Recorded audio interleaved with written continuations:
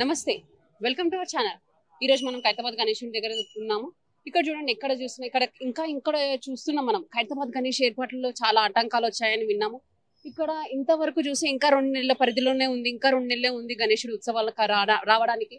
అయినా కూడా ఖైరతాబాద్ గణేష్ ఎక్కడ తయారు కావడంలో చాలా లోపాలు ఉన్నాయన్నారు. ఎందుకు ఏమిటో మనం తెలుసుకుందాం. ఇంతవరకు గణేశుడిని 75% అయితే కంప్లీట్ అయ్యి ఉండాలి ఇప్పటి వరకు అయితే మనకు తెలిసిన మట్టుకు. కానీ ఇంత కూడా కంప్లీట్ కావలేదు.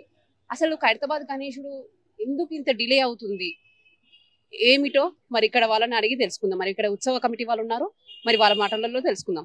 సుదర్శన్ వాళ్ళ అబ్బాయి ఉన్నారు, వాళ్ళతో మాట్లాడి తెలుసుకుందాం. మరి ఖైరతాబాద్ గణేశుడు ఏర్పాట్లలో ఎన్ని లోపాలు ఏందో, మరి ఇంతవరకు కూడా మన గణేశుడు ఇంతవరకు రెడీ కాకపోవడం వెనుక రీజన్ కారణాలు ఏంది మరి అడిగి తెలుసుకుందాం అన్న. నమస్తే అన్న.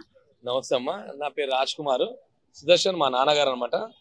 1954లో శంకరయ్య గారు స్వాతంత్ర సమర యోధుడుండే, ఆయన ఒక్క అడుగుతో మొదలుపెట్టిన వినాయకుడు. ఈ సంవత్సరానికి 70 సంవత్సరాలు అయింది. చిన్న చిన్న కారణాలు అందరూ చూస్తూనే ఉన్నారు. ఆ కారణాల దగ్గర దాదాపు 36 రోజుల సమయం లేట్ అయింది. మరి ఎటకేలకి ఏంటంటే పనులు మొదలయ్యాయి. మరి షెడ్ కంప్లీట్ అయింది, వెల్డింగ్ వర్క్స్ నడుస్తూ ఉన్నాయి. రాత్రి పగలు వెల్డర్స్ వెల్డింగ్ చేస్తూనే ఉన్నారు. అంటే లేట్ అవుతుందని అనుకుంటా ఉన్నారు. లేదు, ఆ టైంని మొత్తం గ్యాప్ని ఫిల్అప్ చేయడానికే ఎక్కువ మంది కళాకారులను పెట్టి కంప్లీట్ చేస్తూ ఉన్నాము. మరి వినాయక చవితి ఒక 4-5 రోజుల ముందు కంప్లీట్ అయ్యే విధంగా రెడీ చేస్తాం. దాని ఎటువంటి టెన్షన్ లేదు. ఖచ్చితంగా వినాయక చవితి 4 రోజుల ముందు రెడీ చేస్తాము. మరి ఒక వారం 10 రోజుల లోపల తమిళనాడు సంబంధించిన కళాకారులు వస్తారు. వాళ్ళకు కూడా 2 షిఫ్ట్లు ఏర్పాటు చేసి నైట్ అండ్ డే వర్క్ చేపించి కంప్లీట్ చేసే విధంగా ఏర్పాటు చేస్తాము. అసలు ఎందుకు ఇంత డిలే అయ్యింది? చూడండి అమ్మా, ఏంటంటే ఈ సంవత్సరం కొంతమంది ఇంకా మెంబర్స్ మా దగ్గర యాడ్ కావాలనుకున్నాము.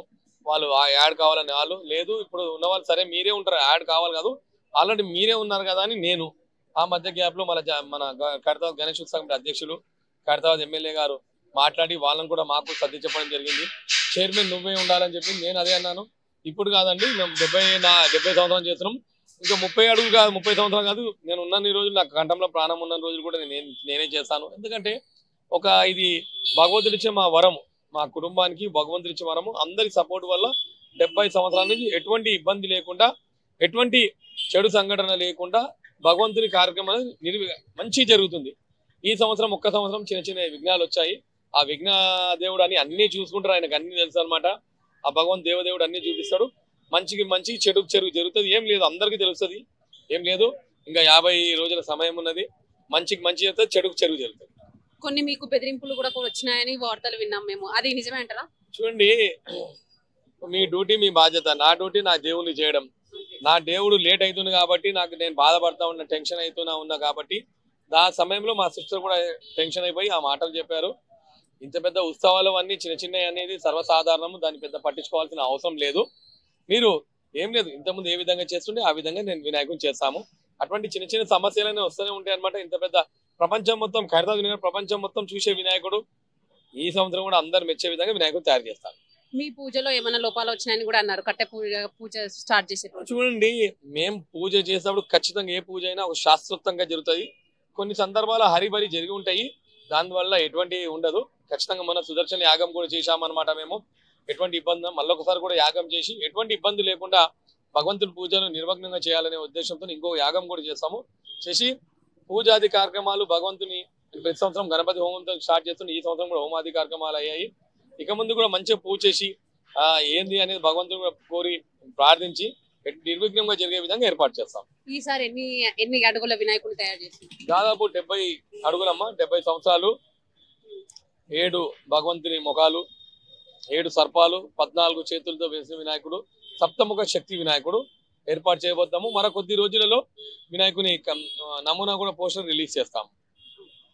అంటే మీకు వార్తలు, ఇప్పుడు మీకు చాలా న్యూస్, చాలా మేము వార్తలలో కూడా విన్నాము, ముందు కూడా విన్నాము, మీకు బెదిరింపులు వచ్చినాయి, మీకు చాలా ప్రాబ్లమ్స్ అవుతున్నాయి మీ కమిటీ ద్వారా అనేది ఏమంటారు మరి దాని గురించి? చూడండి, బస్సు వాళ్ళ అన్నదమ్ముల మధ్య గొడవ జరగడం సర్వసాధారణము. అందరు మా అన్నలు కాకలు అందరు ఉన్నారు, ఇవన్నీ సర్వసాధారణం. కాకపోతే ఇది పత్రికా ముఖంగా అయింది కాబట్టి అందరు అడుగుతున్నారు. అటు ఏం లేదు, మా నాన్నగారు ఉన్నప్పుడు అందరూ హ్యాపీ ఉండే, మనం ఇప్పుడు మాత్రం కొంచెం అన్హ్యాపీ ఉన్నట్టున్నారు. ప్రతి విషయంలో వాళ్ళే ముందుంటారు. అట్లేం లేదు, చిన్న చిన్న సమస్యలు వస్తాయి. ఇంత పెద్ద ఉత్సవాలలో అన్ని తొలగిపోతాయమ్మా.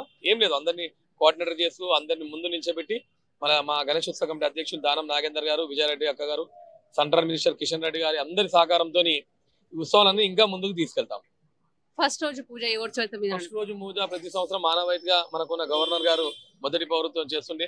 దాంతో పాటు మన ప్రీత ముఖ్యమంత్రి మన రేవంత్ రెడ్డి అన్న గారు వాళ్ళు కూడా వచ్చేవారు. వారితో పాటు మన గణేశోత్సవ కమిటీ అధ్యక్షులు దానం నాగేందర్ గారు వచ్చి మొదటి పూజ చేసి వినాయకోత్సవాలని ప్రారంభిస్తారు. ఇదండి ఇప్పుడు మనం రాజ్ కుమార్ గారి మాటల్లో విన్నాము. మనము ఎలా అయినా సరే గణేశుని ఉత్సవాల రోజు గణేశుని ఉత్సవాల ముందే 4 రోజుల ముందే తయారు చేసి మనకు అందరికీ చూపిస్తారని చెప్తున్నారు. అప్పటి వరకు ఎంతో భారీ బందోబస్తుతోని ముందే అంత డే అండ్ నైట్ షిఫ్ట్స్ పెట్టి మరీ కంప్లీట్ చేస్తానని రాజ్ కుమార్ గారి మాటల్లో విన్నాము. మనం ఇప్పుడు చూస్తున్నాము అక్కడ ఏర్పాట్లు ఎంత ఘనంగా ఇట్లా ఎంత ఫాస్ట్ గా చేయబోతున్నారో వాళ్ళు.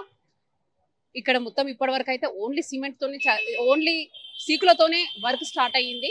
ఇంకా 50 రోజుల సమయం ఉంది కాబట్టి అప్పటి వరకు వాళ్ళు పూర్తి స్థాయిలో మొత్తం గణేశుని సిద్ధం చేస్తానని కూడా చెప్పారు వాళ్ళ మాటలో.